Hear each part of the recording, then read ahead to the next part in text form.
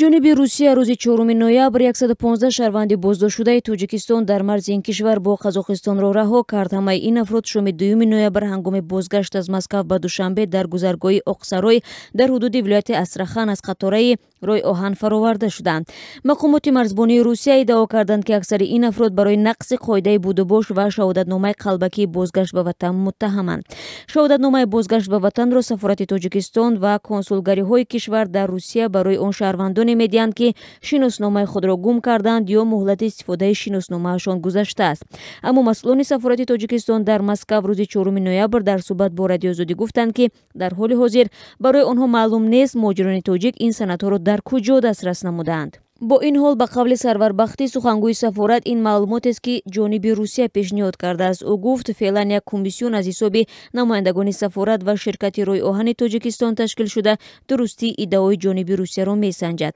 Сарварбахтӣ гуфт онҳо барои таҳқиқи ҳодиса бо масъулони вазорати умури хориҷии Русия ва ниҳодҳои дигари он кишвар дар тамос буда масъалаи боздошту нигаҳдории шаҳрвандони кишвар дар марз бо Қазоқистонро дар миён гузоштаанд.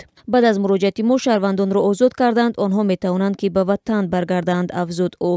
Яке аз муҳоҷирони тоҷик, ки дар қатори даҳҳо тани дигар аз поезди Москав-Душанбе поин оварда шуд, гуфт, ки ӯро барои нақси қоидаи будубош дар Русия муттаҳам карданд.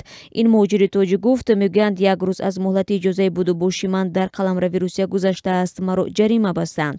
Ҳар сол дар фасли баҳор даҳҳо ҳазор афроди қобили кор аз Тоҷикистон ба Русия рафта тираму бармегарданд. Дар гузашта муҳоҷирони тоҷик бештар тариқи ҳавопаймо ба Русия раво мекарданд, аммо таи 2 соли ахир ба далели буҳрон ва камии сармоя дубора ба мусофирбару қатори рӯи оҳан рӯй оварданд.